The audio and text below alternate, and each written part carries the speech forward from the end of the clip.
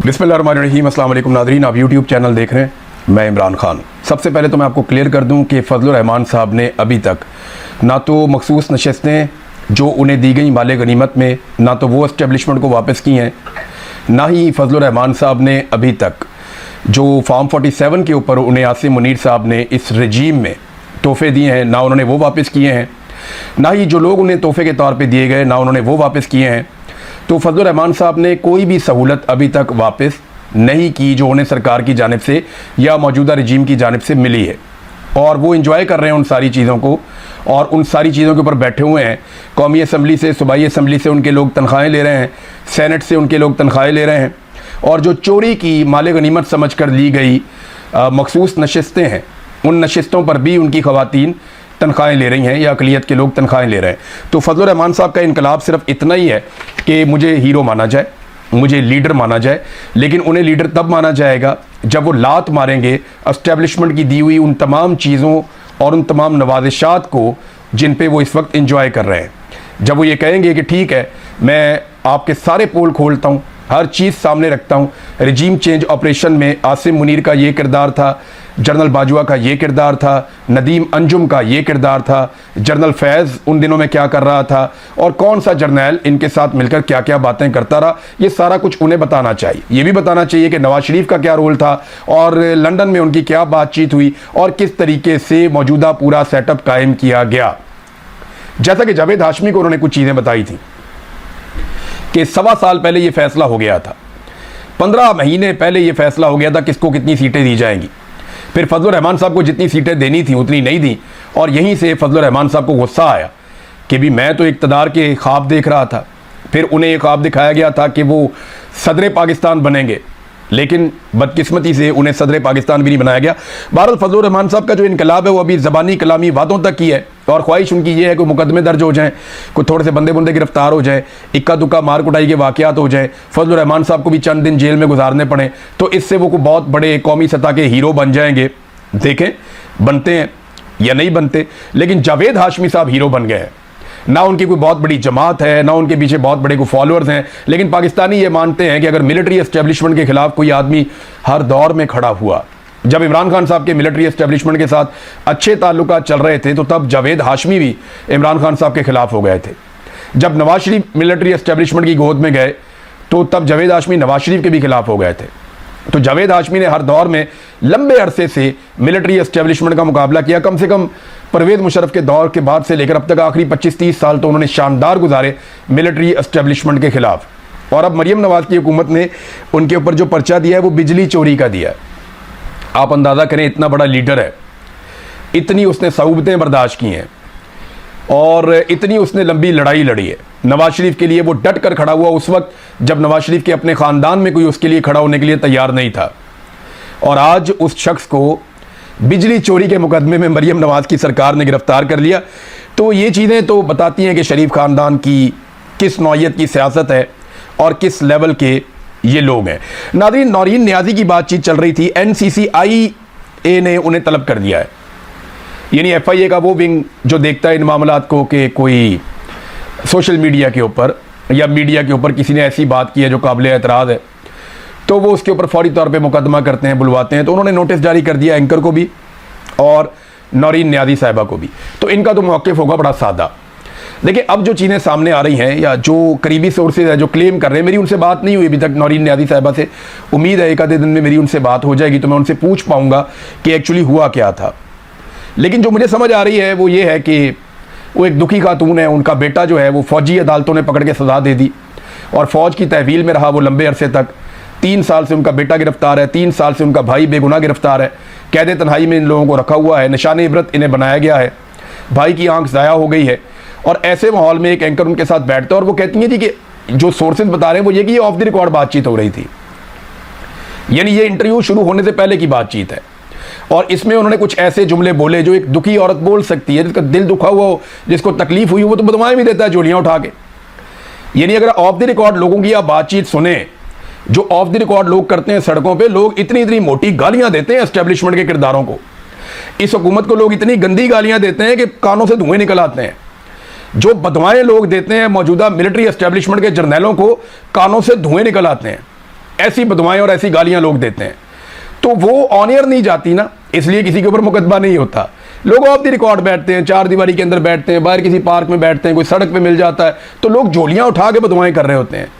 जो लोगों ने हरमैन शरीफैन के अंदर बदवाएं की हैं ना इन लोगों के लिए, पाकिस्तान के मौजूदा रजीम के लिए, चाहे उसमें मिलिट्री एस्टेब्लिशमेंट के जर्नैल हैं, चाहे उसके अंदर कोई सियासतदान है, चाहे वो जालिमों की सहूलत करने वाले सहूलतकार हैं, तो लोगों ने जो खाना काबा और मस्जिद नबवी में बददुआएं दी हैं ना, वो अगर आप ऑन एयर कर दें तो इनके कानों से धुआं निकल आएगा। ये डर जाएंगे कि लोग इनके बारे में क्या सोचते हैं। मैंने तो अपने कानों से सुना है, मैंने तो खुद देखा है। मैं 2 मरतबा गया हूँ हरम में और मैंने वहाँ सुना लोग कैसे इनके लिए बददुआ करते हैं और कैसे इमरान खान के लिए इस वक्त दुआएं मांग रहे हैं लोग। तो ये चीज़ें ऑन एयर नहीं जाती, जो ऑफ द रिकॉर्ड चीज़ें होती हैं वो ऑफ द रिकॉर्ड ही रहती हैं। फिर उन्होंने ये कहा भी था इमरान खान की बहन ने कि इसे पब्लिक ना किया जाए, और ये एक सहाफ़ती उसूल है कि अगर किसी ने आपको कोई इंटरव्यू में बात कर दी है, अव्वल तो वो कहते हैं जी ये इंटरव्यू से पहले की बातचीत है और इसका इंटरव्यू के साथ कोई ताल्लुक नहीं था, ये उनकी एक ज़ाती भड़ास है, गुस्सा है उस खातून का। मैं यानी ये ओपनली कहता हूँ कि किसी के भी आप किसी भी खातून के भाई को, उसके बेटे को आप निशाने इबरत बनाएं तो वो आपकी तारीफ तो नहीं करेगी, तो आपके खिलाफ बात करेगी। अब उस बात में हकीकत कितनी है ये तो एक अलग बात है। यानी इंडिया पाकिस्तान की लड़ाई में डोनाल्ड ट्रंप का बीच में आ जाना और फौरी तौर पे पाकिस्तान का लड़ाई रोक देना, ये सवाल अगर उन्होंने उठाया है तो वो बात तो ठीक है। इंडिया ने पाकिस्तान में बहुत बम मारे थे, पाकिस्तान ने याद रखिएगा सिर्फ इंडिया के जहाज तबाह किए हैं, जबकि इंडिया ने पाकिस्तान में कई जगहों पे मिसाइल मार के लोगों को शहीद किया है। अगर आप इंसानों की तादाद का मुवाजना करें तो पाकिस्तान में शहादतें ज्यादा हुई हैं, इंडिया में लोग कम मारे गए हैं। पाकिस्तान की एयर बेसिस के ऊपर अटैक हुए हैं, लेकिन इंडिया में ऐसा नहीं हुआ। हमारे सहाफियों ने बड़ा रोला डाला था, 400 चौकियां कश्मीर में फतह हो गई, बाद में पता चला एक चौकी भी फतह नहीं हुई। क्लेम किया गया कि जनाब इतने किलोमीटर इलाके फतह हो गए, बाद में पता चला कि 1 इंच भी फतह नहीं हुआ। जहां पे हम थे हम वहीं पे हैं। सिर्फ पाकिस्तान एयरफोर्स ने इंडियन एयरफोर्स के तैयारे गिराए थे, इसके अलावा हमारे पास और कोई ऐसी चीज नहीं है जिसके ऊपर हम क्लेम करते। लेकिन ये एक कामयाबी है और हमें उस बात पे सबको बतौर पाकिस्तानी फख्र होना चाहिए कि हमारी एयरफोर्स ने अपनी बालादस्ती साबित की। अब नौरीन खानम के मामले पर आप आए तो वो क्या जवाब देंगी जाके NCCIA को? वो साफ जाके कहेगी ये तो ऑफ द रिकॉर्ड बातचीत थी। आप पूछें उसने पब्लिक क्यों की? 3 महीने पहले की ये बातचीत है और 3 महीने बाद वो एक क्लिप निकाल के जो बिल्कुल ऑफ द रिकॉर्ड था, जिसके बारे में मैंने मना भी कर दिया था एंकर को कि इसको पब्लिक नहीं करना, तो उसी क्लिप को निकाल कर क्यों दिया गया? ये प्लानिंग के तहत हुआ। अगर ये क्लिप इस हुकूमत या एस्टेब्लिशमेंट के हाथ में ना आता तो ये क्या करते, कैसे इल्ज़ाम लगाते, कैसे गद्दार करार देते? तो वो क्लिप निकाला गया। देखें ये जिम्मेदारी होती है सहाफ़ी की कि जो चीज़ ऑफ द रिकॉर्ड है वो ऑफ द रिकॉर्ड है। यानी मैं आपको बताता हूँ, मुझे शरीफ खानदान ने बहुत सारी चीज़ें ऑफ द रिकॉर्ड बताई उस दौर में जब मैं कवरेज करता था। यानी शहबाज शरीफ ने मेरे सामने ऑफ द रिकॉर्ड बात की और हमजा शहबाज ने मेरे सामने ऑफ द रिकॉर्ड बातचीत की। कई इनके वुज़रा हैं जिन्होंने मेरे सामने ऑफ द रिकॉर्ड बातचीत की। इसी तरह PTI के लोगों ने ऑफ द रिकॉर्ड बातचीत की, पीपल्स पार्टी के 1-2 लोग हैं उन्होंने हमारे साथ ऑफ द रिकॉर्ड बातचीत की। हत्ता के जो पाकिस्तान के मिलिट्री एस्टेब्लिशमेंट के लोग हैं वो जब कोई ऑफ द रिकॉर्ड बातचीत करते थे और हमें कहते थे जी कि ये ऑफ द रिकॉर्ड है, तो फिर वो ऑफ द रिकॉर्ड रहती है। उसमें तो वो बहुत ऐसी बातें करते हैं कि वो पब्लिक हो जाए तो भूचाल आ जाए, लेकिन यह सारा कुछ पब्लिक किया नहीं जाता। लेकिन बिल आखिर एक दिन चीज़ें पब्लिक हो ही जाती हैं। अब जनाब नौरीन खानम को बुलाएंगे तो वो क्या कहेंगी? वो ये कहेंगी जी ऑफ द रिकॉर्ड था, और वो ये कहेंगी मैंने मना किया था ऑन एयर नहीं करना। तो फिर क्या करेंगे? किसी शख्स की सोच के ऊपर तो आप पैरा नहीं बिठा सकते ना। अगर एक आदमी अपने आप में ये समझता है कि ये चीज़ ऐसे नहीं ऐसे हुई है तो इस पर कौन सा मुकदमा बनता है? यानी इस पर क्या मुकदमा आप कर सकते हैं? वो प्रैक्टिकली तो कुछ नहीं कर रहा, और जो स्टेटमेंट है वो ये कह रहे हैं कि जनाब मैंने कहा था कि इसको पब्लिक नहीं करना, ये मेरी अपनी ज़ाती राय हो सकती है।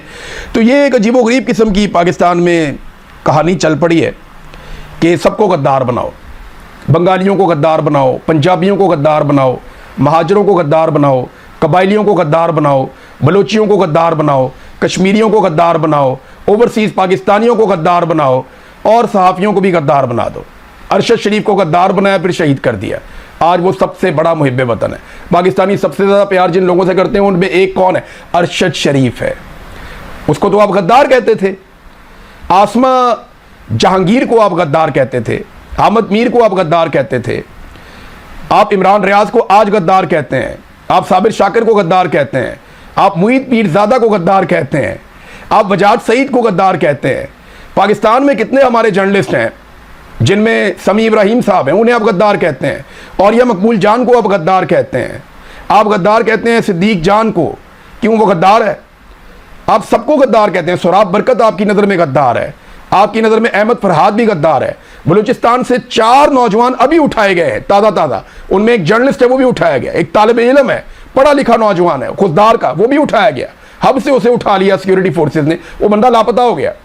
4 नौजवान अब गायब हो गए दोबारा जब मैं आपको रिपोर्ट कर रहा हूं। तो क्या सारे ही गद्दार है? पूरा पाकिस्तान ही गद्दार है? और सिर्फ मुहिब्बे वतन वो है जो वही बात करता जाए जो पाकिस्तान की मिलिट्री एस्टेब्लिशमेंट कह रही है या कहलवाना चाहती है? तो ऐसे नहीं होगा, ऐसे मुल्क चलता भी नहीं है। नाज़रीन, मैं आपको एक चीज़ और दिखाता हूं, ये ज़रा आप देखिए। ये खैबर पख्तूनख्वा में एक चैंपियंस लीग हो रही है, इसका नाम है खैबर पख्तूनख्वा चैंपियंस लीग। अब इसको स्पॉन्सर तो खैबर पख्तूनख्वा की हुकूमत करेगी ना, क्योंकि खैबर पख्तूनख्वा का ये अपना एक इवेंट है।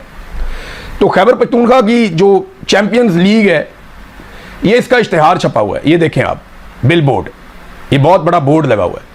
बीच में सुहेल अफरीदी है, सुहेल अफरीदी के साथ फैसल करीम कुंडी है जो गवर्नर है, ये वज़ीर आला और गवर्नर दोनों लग गए बीच में। एक तरफ शाहिद अफरीदी है, यूनुस खान है, 2 गुलूकार हैं। पाकिस्तान में क्रिकेट का जो अब तक का सबसे बड़ा लेजेंड है ना, वो इमरान खान है। पाकिस्तान ओडीआई क्रिकेट में जो एक ही वर्ल्ड कप जीता है ना, वो इमरान खान लेकर आया था, और निस्बतन कमज़ोर टीम के साथ लेकर आया था। उस वक्त बहुत ताकतवर टीमें मौजूद थीं। पाकिस्तान की टीम इमरान खान के दौर में जितनी ताकतवर थी, उससे बहुत ज़्यादा ताकतवर उसके बाद बार बार हुई, लेकिन कैप्टन नहीं था उस नौइयत का, तो पाकिस्तान दोबारा वर्ल्ड कप नहीं जीता। आज जितने खिलाड़ी हैं सब मानते हैं कि इमरान खान एक लेजेंड था और लेजेंड है। आलमी सतह पर इमरान खान को तस्लीम किया जाता है। उसने क्रिकेट में बहुत सारी चीज़ें तब्दील कर दी। इमरान खान ने क्रिकेट में सोचने का तरीका तब्दील कर दिया। उसकी कही हुई बातें आज क्रिकेट की किताबों में लिखी जाती हैं। वो इतना बड़ा क्रिकेट का लेजेंड है, और उस आदमी के नाम पे जो हुकूमत कायम की गई, उस आदमी की मकबूलियत पे जो वोट हासिल किए गए, उसके नतीजे में जो हुकूमत बनती है, वो हुकूमत एक लीग करवाती है, और लीग भी क्रिकेट की करवाती है, और उस पोस्टर के ऊपर से इमरान खान का फोटो गायब कर देते हैं। इमरान खान क्रिकेट स्टेडियम, मैं आपको यकीन से कहता हूं कि अली अमीन गंडापुर ने नाम रखा था इमरान खान क्रिकेट स्टेडियम। अगर अली अमीन गंडापुर वज़ीर आला होता ना, तो शायद वो यहां पे इमरान खान का फोटो ज़रूर लगाता। चाहे उसके लिए उसको किसी के पाँव भी पकड़ने पड़ते ना, तो वो इमरान खान का फोटो ज़रूर लगवाता। लेकिन खैबर पख्तूनख्वा की जो सरकार है, उसको शाबाश, उसको शाबाश कि उन्होंने इमरान खान का नाम निकाला। और मुझे तकलीफ़ पता किस बात की है? वो इस बात की नहीं है वो पॉलिटिकल लीडर है, वो मुतनाज़ हो गया, कुछ भी आप करें, लेकिन यार वो क्रिकेट का सबसे बड़ा लेजेंड है। उसके मुखालिफिन भी इस बात को मानते हैं कि उससे बड़ा क्रिकेट का लेजेंड और कोई नहीं था, ना उससे बड़ा कोई नाम है। दुनिया के जब टॉप खिलाड़ियों के नाम आप उठाते हैं तो बीच में इमरान खान का नाम ज़रूर आता है। यार उस आदमी की तस्वीर तो आपको ऑनर समझ के लगानी चाहिए थी, उसकी तस्वीर तो आपको हर हाल में लगानी चाहिए थी, और इमरान खान की तस्वीर निकाल दी। सारी ज़िंदगी इमरान खान बनने के चक्कर में जिस आदमी ने गुजार दी, वो स्लॉगर शाहिद अफरीदी, उसका फ़ोटो लगा दिया, इमरान खान का फोटो निकाल दिया। और इमरान खान का फोटो लगाना चाहिए था, सबसे बड़ा लगाना चाहिए था, बैकग्राउंड में लगाना चाहिए था, क्योंकि वही है क्रिकेट लेजेंड। उसकी वजह से पाकिस्तान में क्रिकेट को इतनी पहचान मिली। बहुत सारे लोग उसकी वजह से क्रिकेट देखना शुरू हुए और क्रिकेट को पसंद करते हैं। आपके जितने फास्ट बॉलर आते हैं उनमें ज़्यादातर कहते हैं हम इमरान खान से मुतासिर होकर क्रिकेट में आए थे, हम इमरान खान को फॉलो करते थे। फास्ट बॉलर्स की लाइन लगा दी थी 92 के वर्ल्ड कप के बाद, और एक से एक बढ़ के फास्ट बॉलर्स आए। सब कहते हैं कि हम इमरान खान को फॉलो करते थे, लेकिन आज इमरान खान साहब की अपनी बनाई हुई जमात और इमरान खान साहब की अपनी दी हुई हुकूमत उनका फोटो नहीं लगाती। इतने बड़े लेजेंड के साथ ये पाकिस्तान के साथ ज्यादती है। इमरान खान के साथ ये क्या ज्यादती करेंगे? उमरात सईद ने कहा था ना कि वो किसी फोटो का या किसी पब्लिसिटी का या कहीं पे नाम लिखने का मोहताज इमरान खान नहीं है, लेकिन ये लोग अपने साथ ज्यादती कर रहे हैं, खेल के साथ ज्यादती कर रहे हैं। नाज़रीन, राणा सनाउल्लाह ने एक बड़ा अजीबोगरीब स्टेटमेंट दे दिया। उन्होंने कहा, कबायली इलाके के लोगों को अगर हमने ये कहा है कि दहशतगर्दों के खिलाफ वो अपनी अहलियत में इजाफा करें या अपनी सदाद में इजाफा करें, तो इसमें क्या फ़र्क पड़ता है? ये बैंक वाले भी जो हैं मुख्तलिफ शहरों में, बैंकों वाले भी तो अपने सिक्योरिटी गार्ड रखते हैं। राणा सनाउल्लाह साहब को ना कबाइल का पता ही नहीं है। वो कबायली दस्तूर, कबायली रवाज के बारे में बिल्कुल नहीं जानते। उन्हें बिल्कुल आइडिया नहीं है कि वो मामला कितने हसास हैं, और इतने हसास मामले के ऊपर उठ के ऐसी गैर जिम्मेदाराना स्टेटमेंट दे दी। और भाई ये जो दहशतगर्द हैं या जो दूसरे लोग हैं, इनको जब भी आप आपस में लड़ाएंगे तो ये कबाइल की लड़ाई हो जाएगी और ये लड़ाई कई दहाइयों तक चलेगी। बेशुमार जो दहशतगर्द हैं उनका ताल्लुक इन्हीं इलाकों से है। वो इन्हीं में से किसी कबीले का है, कोई किसी कबीले का है, कोई किसी कबीले का है, कोई महसूद है, कोई वजीर है, कोई कुछ है। इनके नाम आप देखें ना, उनकी कौमों के नाम साथ लिखे हुए हैं। आप कबाइल के बीच में लड़ाई करवा देंगे, वो लड़ाई कई दहाइयों तक चलती रहेगी। ये लड़ाई ना हो इसलिए न्यूट्रल इदारे बनाए जाते हैं कि जहां पे कोई आदमी कानून को हाथ में लेगा, जुर्म करेगा, उसको इदारे सजा देंगे। कबाइल को आपस में ना लड़ाया जाए, इसलिए कबाइल के बीच में एक ऐसी फोर्स कायम की जाती है जिसे कहा जाता है कि लॉ इन्फोर्समेंट है।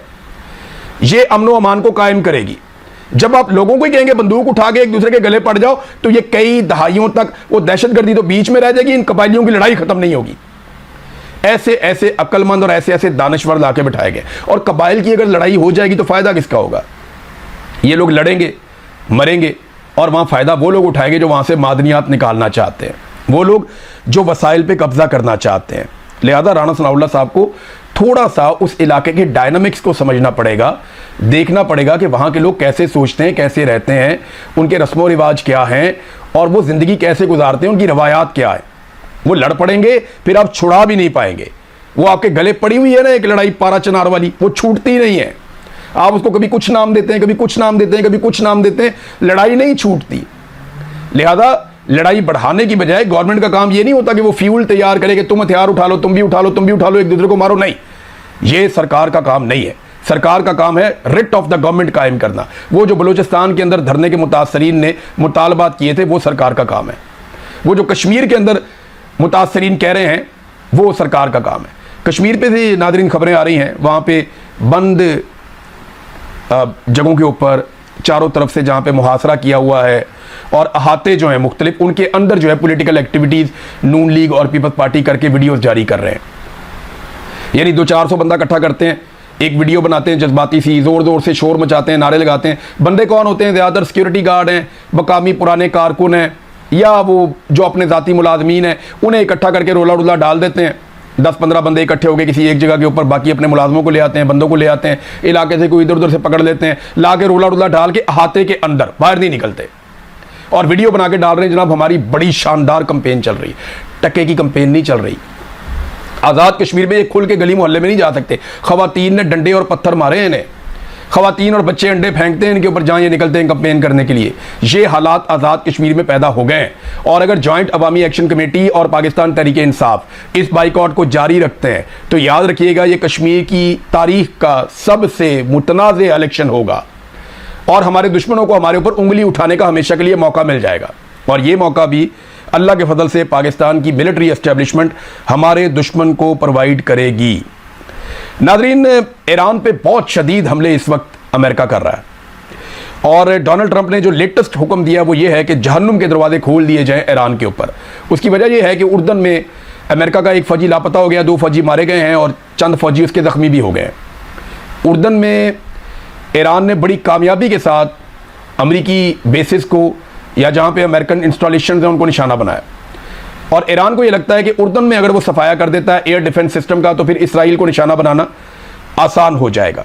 अमेरिका को ऐसा लगता है और उनके अखबारात ये लिख रहे हैं कि रूस और चीन शायद ईरान की मदद कर रहा है। वो तो ये दावा कर रहे हैं कि वो मदद हो रही है, क्योंकि जितना एक्यूरेट ईरान मारता है ना, इतना एक्यूरेट कोई मार नहीं सकता। इतने एक्यूरेट निशाने का मतलब यह है कि उन्हें बड़ी शानदार इंफॉर्मेशन मिल रही है जिसकी बुनियाद के ऊपर वो ताक ताक कर हमले कर रहे हैं। अब एक और बात जो ईरान ने कही है वो बड़ी खौफनाक है। ईरान ने कहा जनाब कि फौरी तौर पे जो दुबई है वहाँ से लोग निकल जाएं जब तक वहाँ के हवाई अड्डे काम कर रहे हैं, और ये भी बताया कि लड़ाई बढ़ जाएगी और अगर ये लड़ाई नहीं रुकती तो जितने लोग निकल सकते हैं दुबई से वो निकल जाएं। ये ईरानी सिक्योरिटी फोर्सेस की जानिब से कहा गया। अब ईरान जवाबी हमले कर रहा है और अमेरिका ने ईरान में बहुत सारा जो इंफ्रास्ट्रक्चर है वो तबाह कर दिया है। मवासलाती निज़ाम ईरान में बुरी तरह तबाह किया है। ट्रांसमिशन को जो है वो निशाना बनाया अमेरिका ने और बहुत तबाही फेरी है। यानी बहुत सारे पुल तबाह कर दिए हैं, बहुत सारे राब्ते मुनक़ता कर दिए हैं।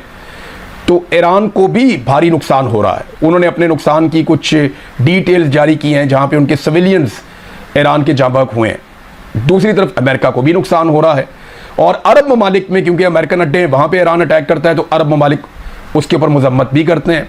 पाकिस्तान की पोजीशन क्या है ये हमें आने वाले वक्त में इसलिए पता चलेगा कि पाकिस्तान ने सऊदी अरब के साथ साथ कतर के साथ भी इसी नौइयत का मुआहदा कर लिया। अब इन दोनों मुल्कों की सिक्योरिटी की जिम्मेदारी पाकिस्तान ने उठा ली है और पाकिस्तानियों को नहीं पता कि हमने क्या मुआहदा किया है। यानी पाकिस्तानी कौम ने अपने खून पसीने की कमाई से जो एक फ़ौज तैयार की अपने दिफा के लिए, पाकिस्तान में खून की नदियां बह रही हैं और वो फ़ौज सऊदी अरब और कुवैत का दिफा करेगी, कतर का दिफा करेगी या अरब ममालिक का दिफा करेगी। हमारे पास ना दुनिया को देने के लिए अब कुछ बचा भी नहीं है। अब हम फ़ौज और हथियार ही एक्सपोर्ट कर सकते हैं जो हमने इतने सालों में बनाए हैं। और हमारे पास क्या है दुनिया को देने के लिए? अनाज हम अपना पूरा कर नहीं पा रहे। एक ज़राई मुल्क होने के बावजूद अनाज हमें बाहर से इंपोर्ट करना पड़ रहा है।